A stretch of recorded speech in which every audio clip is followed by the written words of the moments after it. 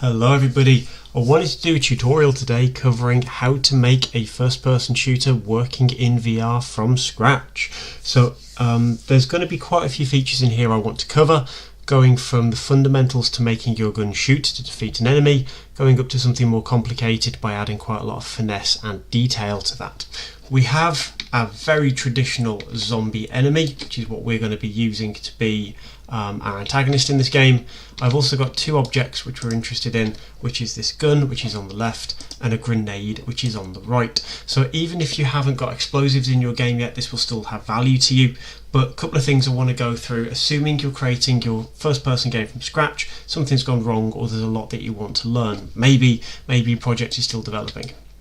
The gun on the left is quite simply just a model I've pulled from the asset store. It contains a series of colliders. So this is just, if I turn these two cubes back on, it won't look very good at the minute, but you can just see there's two very simple cubes that are pointing there, which I've just turned off their mesh renderer for, and that's the gun.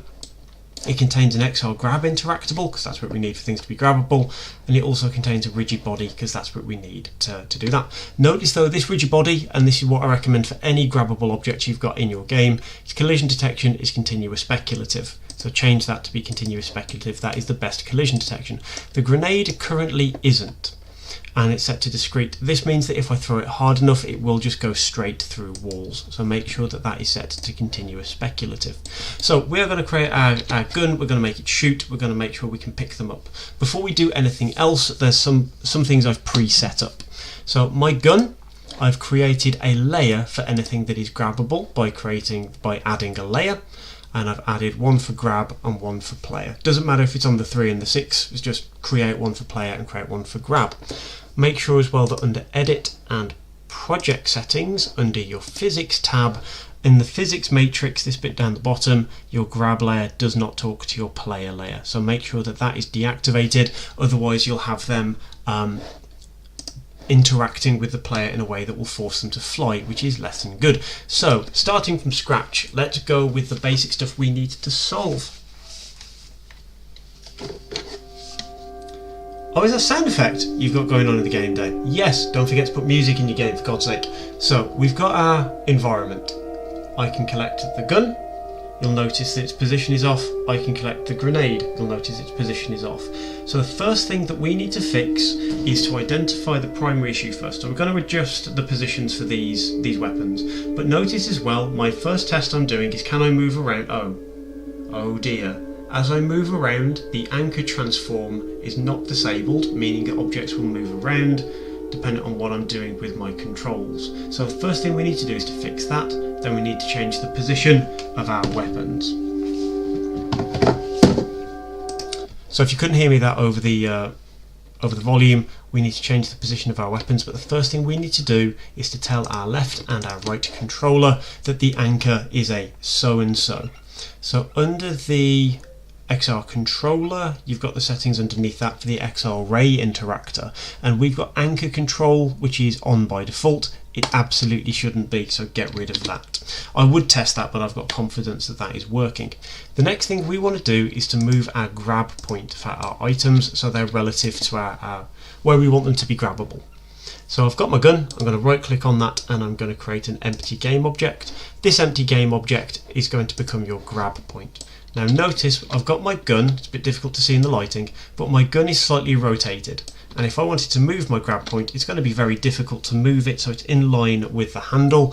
And that's ultimately what I want to do. Now I could straighten up the gun while I'm editing it, but what is better is to change it from pivot mode, rather global into local, and that will align it aligned with the object you've currently got selected, making it far easier to move things along.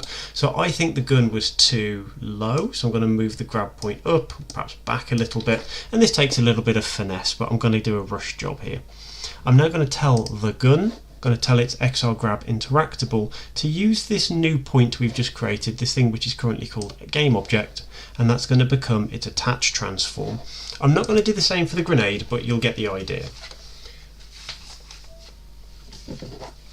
So as always, I'm going to do a test because I never ever trust.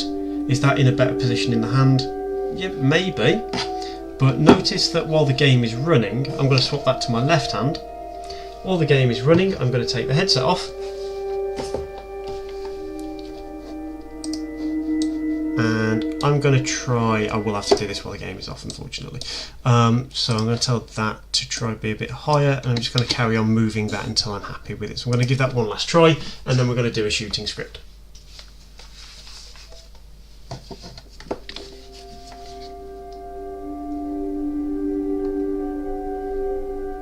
So there's my gun. Is that better? Yeah, it still needs to go forward. It's imperfect, but it's an option. I'm just going to move that to somewhere I think is a little bit better, a little bit more that way, a little bit more that way. But the other option that you've got is under your left and right controllers, you have an option as well to hide controllers when you grab things. So where is that setting? I believe it's up here somewhere.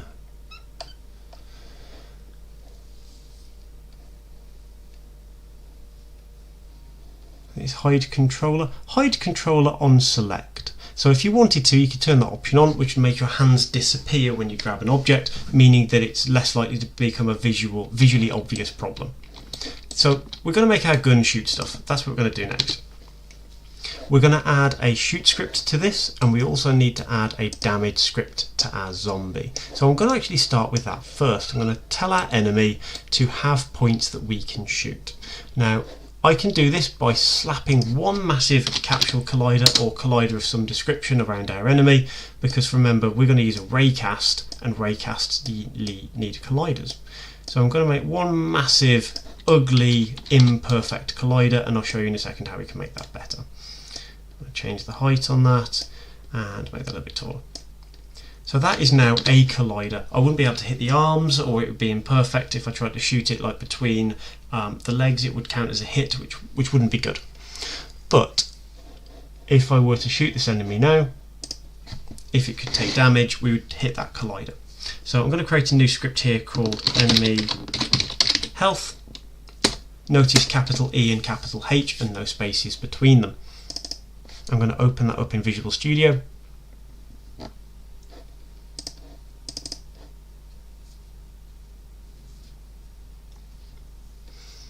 And we don't want anything particularly complicated in enemy health. We want it to have an amount of HP, which is publicly accessible, and it's going to be a floating point value. We're going to call it HP and start with, let's say 100. It's a nice round number. I don't care about the update function, I don't care about the start function. I care about creating my own custom function. If you see my other videos, I keep calling them functions. They're not functions, they're methods. You can tell me off if I do it in lesson as well. So we're going to create a method, not a function. We're going to create a method. Again, it needs to be public so other scripts can access it. It's not going to return any information, so its return type is void. We now need to give it a name. Take damage.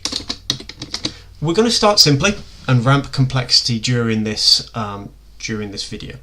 So when we take damage, we're going to tell HP to go down, so minus equals a number, so let's say 10. Hard coding the value of 10 when we take damage. We can change that later, but for now we take 10 points of damage. We're now going to write a script for our gun that tells whatever we hit. Have you got an enemy health script? If you have, you're therefore an enemy, you should take some damage. So now over to our gun. We're going to tell our gun to have a script, let's call it shoot. And on our shoot script, we're going to tell it something along the lines of create a raycast. Again, I don't need a start function or an update function. Keep calling them functions. Methods. This method will be public, void because it returns nothing. We're going to call it, now I could call it shoot, but notice my class is called shoot. I can't name a method the same thing I call my class. It will not work. So we're going to call this fire weapon. If you've been following any of the other tutorials, you may find that this naming convention was reversed. It doesn't matter what you call it, as long as they have different names. So whenever we fire the weapon, we are going to create a raycast hit. Whoops, a raycast hit, which we are going to name hit. Notice that that's the word raycast hit space hit, two different words. If that raycast hits something, so physics dot raycast. we need a number of pieces of information when we shoot our gun. So I need to care about transform.position. Then I care about the direction I am facing, so transform.forward. Then I care about where do I store the information that I get out of this interaction. I store it in the hit, raycast hit we just created, and I want to assign a range to my gun. Let's say I've got a range of 10 meters. The scale of my world is slightly off, so that may be longer or smaller than we expect. If I do hit something with that raycast coming out of my gun, I want to see if the thing that I hit, can I get component? No, hit.transform.getComponent. So what I'm checking for here is, does the thing that I have just hit with my gun have a enemy health script? So I can check for does it have an enemy health script by saying go get it. If there isn't one, it must therefore return the answer of null, meaning there wasn't one. So if it's not null, that's what the exclamation mark and equals is saying. If it was not null, therefore I can, okay, I know one exists, so let's go get it, and then we call the method of take damage. So we've got two scripts talking to each other. So once I know that I am hitting something, go find its enemy health script and go do that. So let's go and make that work. As always, we test, and the way we test, we actually make this gun fire is in the grab interactable. In the interactable event, we say, well, what happens when it's interacted with? We can change what happens when we hover over it, when we select it, or when we activate it. The word activate here means you're holding it and you've pressed the trigger on the controller that is holding it, which is exactly what we want for a gun. So when I activate it, I'm going to tell the gun, so I click the little plus icon there and I drag the gun into the slot, and I'm going to tell it to look at the shoot script, and I'm going to call the fire weapon method. So with that in mind, we're going to test, does it work? The only thing in the world that has a collider on it and an enemy health script is this enemy over here, so let's give that a try.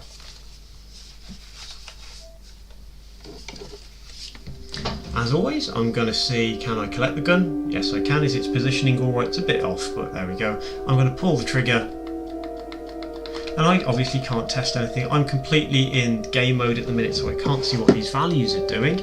But if I look over here, I can see that enemy HP in the game is decreasing as we shoot it.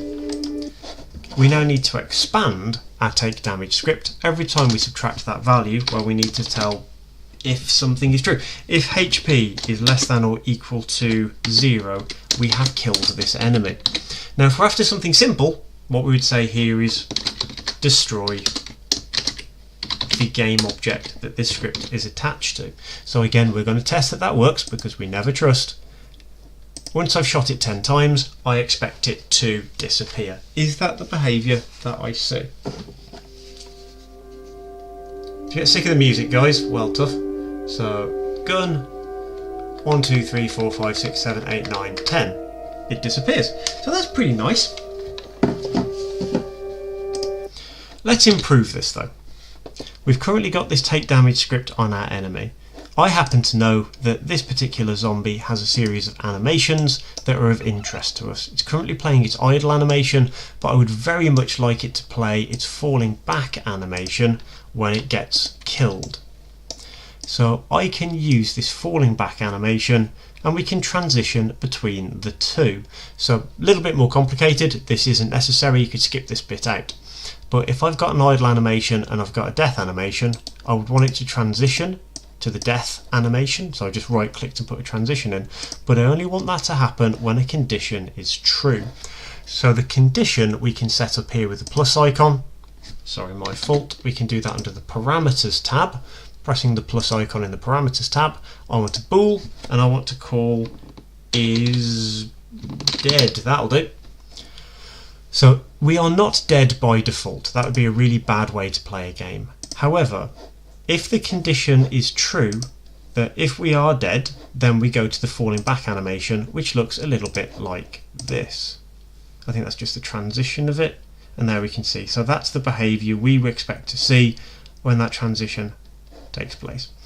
So we now need a way to say, tell the animator to set that isDead variable to true. So let's go do that. When I get destroyed, I'm not going to destroy it anymore, so I'm going to comment that out so it's no longer doing anything. What I'm going to do is get to the component attached to this game object, and that component is of type animator, not animation, of type animator. I then want to set a boolean value, and the boolean value I want to set has the name of isDead. Now, because I'm terrible for spelling, I would double click on that so I can just copy paste it. So I've just copied it, pasted it to make sure my spelling is correct. Set bool wants to know two things: the thing you want to change, followed by the thing you want to set the value to. So we've got this isDead statement, isDead thing, and it's going to become true. As always, we test, we never trust.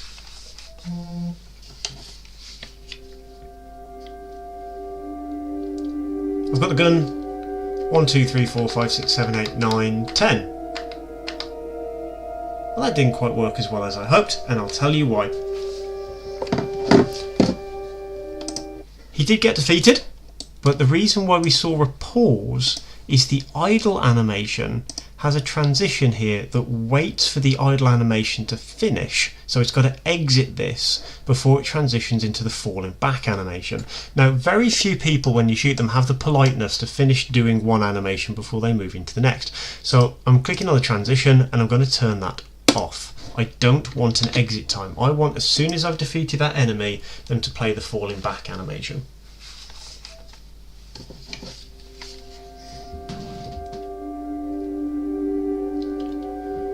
One, 2, 3, 4, 5, 6, 7, 8, 9, 10. And now we get that interesting behaviour, and that enemy has now been defeated. Their collider is still there, so we could also say get component collider and turn it off, or we could do any other number of things. So here's the final bit of complexity. We can defeat our enemy, and that's all okay. Yeah, works fine, perfect. But what I'm now interested in is not defeating its collider. I'm interested in going through its children, and in the zombie, and you will find this true of any bipedal model, you'll have a pelvis or a hip which contains thighs, calves, whatever it is, and a spine. So this is the bone structure under the system. If you've never seen the bone structure of these bodies, you can have some great fun with it. We can do some Fallout 76 madness. There's the head. If I move the head, it moves the underlying bone. That's what your animations are actually controlling, is the bone structure, which then controls the character. So what I'm interested in doing here is adding a capsule collider just to the head, let's say, and I could do this for each body part if I wanted to spend the time doing that. And I want to reduce the height, and I want it to be up and down. I could have used a sphere collider, would probably have been a better fit, but we're committed now. I can make that pretty good. Close enough for government work. So we've now got a collider on the head. The challenge that we've got now is this collider on this object, which is the head and only the head, does not contain the script for take damage, because we don't want each body part to take damage. Not in this example. The zombie does. So we've got a new interesting problem, which is we need to say at each level, okay, this collider on the head won't be able to see the take damage script, so we probably need a way of finding that. So every time we shoot, we're checking if it's true, but that will return false because there isn't an enemy health component, but there may be on its parent. So here's where we're going to get interesting. We're going to test that that's true before we do anything else. So there's the zombie. I'm going to turn its big capsule collider off, which we've tested and we know works. I'm going to turn its small capsule collider on, which is on the head, and I expect this to fail. So if I were doing testing table, I'd expect this to be a failed test. I'd be pleasantly surprised if it works though. 1, 2, 3, 4, 5, 6, 7, 8, 9, 10. Yep, I'm shooting the head, nothing's happening. And the reason why that's not happening is exactly what we expected. So what we now need to tell our script is don't check on me, check on the top level of this potential game object. So hit dot just going to need to check some stuff here. So hit dot transform dot parent. Now what I want to do is find its top level grandparent. So I've got get components in parent, but parent only looks one step up the chain. So if I would have got a head, it would go into the neck, and the neck doesn't contain it, but the zombie all the way up does. The top level grandparent.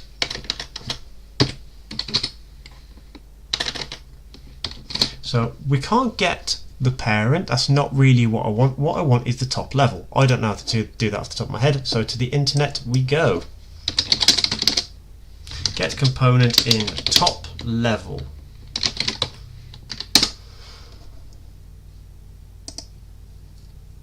Stack Overflow? No, Unity forums.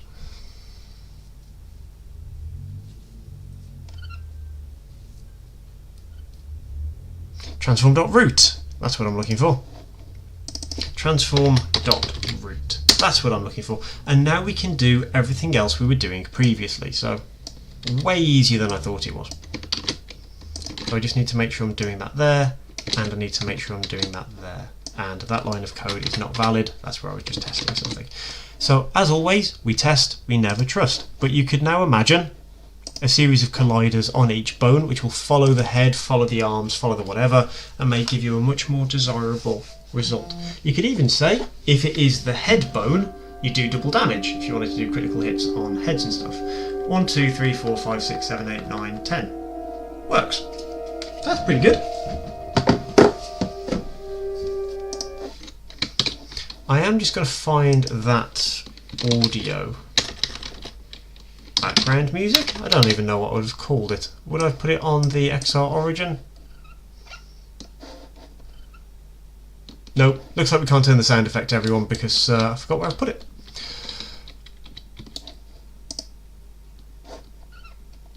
I found it. I'm just going to turn that down for a bit. Remember, if you have got background music in your game, the spatial blend can be set to 2D. If you've got any sound effects, they should be 3D, which is what we're going to look at in a moment. We've got our gun. Our gun should probably go bang. So well, I'm going to add an audio source component to our gun. And I've already got an audio effect preset up. Notice though that, just like I said before, our audio source should have a spatial blend of 3D, meaning that it will have stereo sound, and it should probably have a shorter range than 500 meters. I think about 25 meters is reasonable for our gun.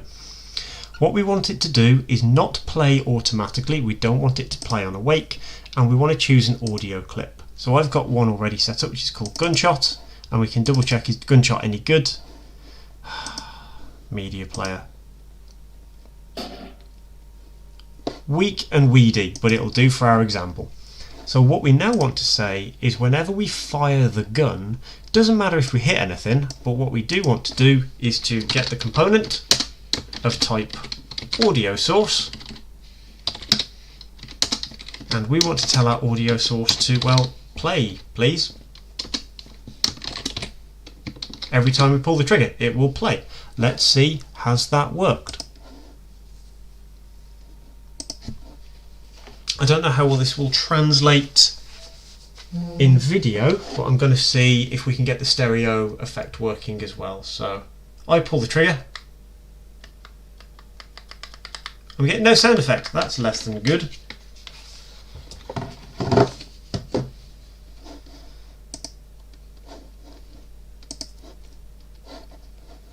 Every time I fire the weapon, I should be getting the audio source, and I should be telling it to play. Because I'm stupid. That's only happening if we have hit something, which is not what we want. My fault. Whenever I fire the weapon, always make the bang noise and then check if you hit stuff. That makes a lot more sense.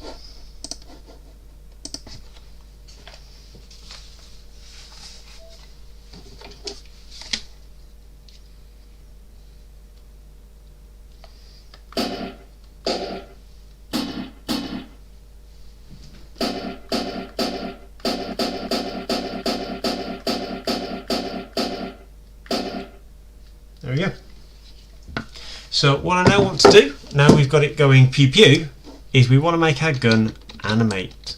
Now this particular 3D model is very good, whoops, because it contains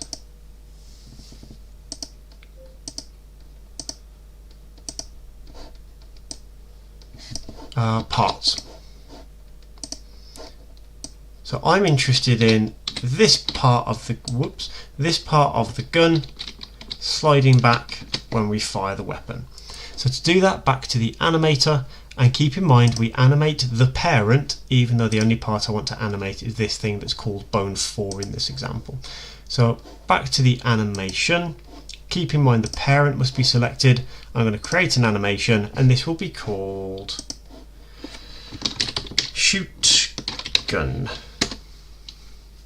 And this will be relatively quick. I'm going to turn animation on, and over about that period of time this will move completely that way to expose the chamber, and then it will move back again. And because I'm lazy and I don't want to have to try and get it perfect, what I do here is I copy the original keyframe, so Control C, and then move it back. Now you have to decide what looks good. So in real time I think it's far more likely that it will move back rapidly and then return back slightly more slowly. I think that feels good, but remember when you're using animations you can select all the keyframes and rescale all of them by using this little rectangular piece over here. So does that look better? That feels quite machine gunny. Let's try that much. As always, we test it, we see what it's like.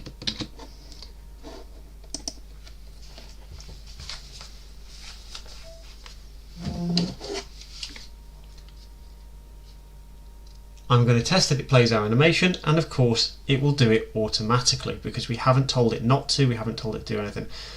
It's alright, I think it should be a little bit more snappy than that.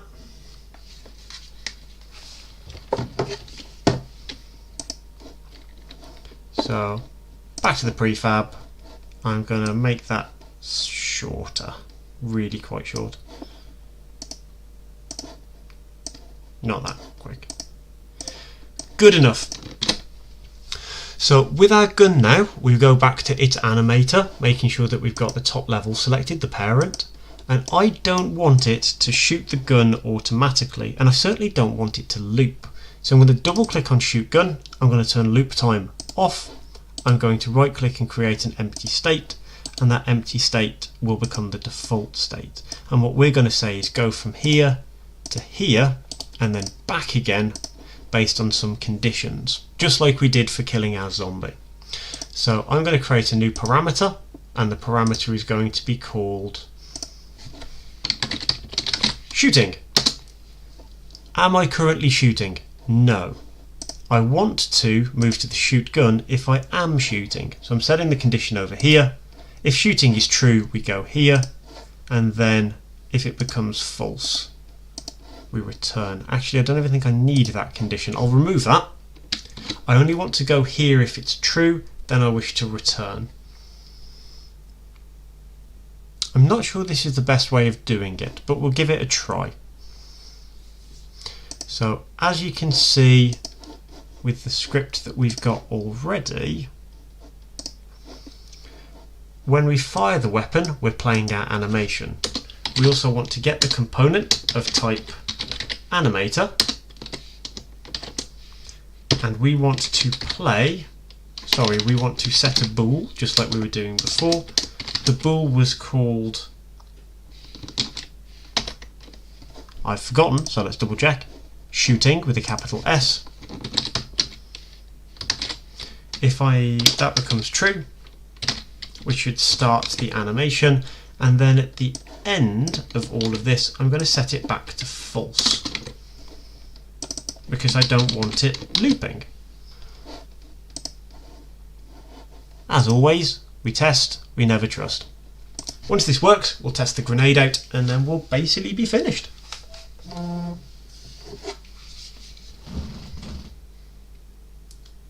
So the gun isn't auto-playing, which is good. I pulled the trigger. It didn't play our animation. And the reason why it didn't play our animation is ultimately it's setting it back to false. So I'm actually thinking there might be a better way of doing this, which is not using the transition system. So I'm going to remove this, and I'm going to remove the transitions that we previously had. What I'm going to do instead is, rather than setting the Boolean shooting to true, I'm going to go a different approach, which I'm going to tell it to play an animation by the name of shoot gun. So rather than using the transition system, I'm just going to tell it to play this animation. And I'll put that code back up in a second. Once I've tested that it works, of course.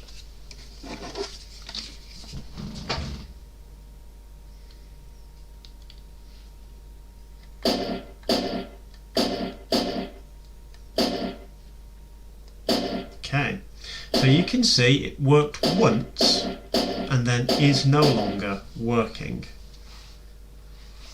Sorry guys, you can't really see that particularly well, can you? So it didn't work once. Let's make that a bit bigger. The reason why it worked once is because I need to tell shoot gun to return back to the new state every time we fire it. Okay.